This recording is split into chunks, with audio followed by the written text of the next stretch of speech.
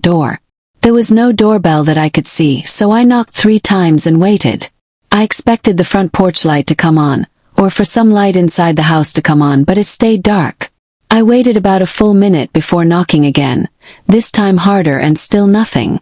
I was about to turn around and leave when I heard movement on the other side of the door.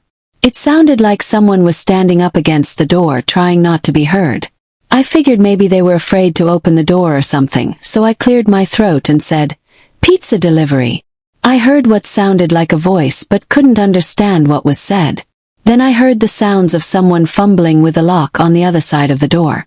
I took a step back away from the door and waited as the knob began to turn and the door slowly opened. At first I couldn't really pinpoint what it was about the person who opened the door that was so unusual.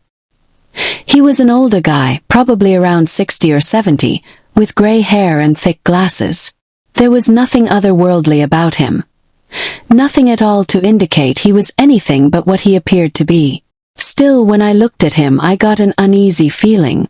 I held up the pizza box and told him I had his delivery. He looked at it like it was something he wasn't expecting. He didn't say a word but just nodded and turned around like he was going to get his wallet. The door fell slightly closed and he disappeared from my sight. I waited and waited, but he didn't come back. I listened and heard nothing. I realized that I hadn't heard him walk away and thought maybe he was just standing behind the door or something.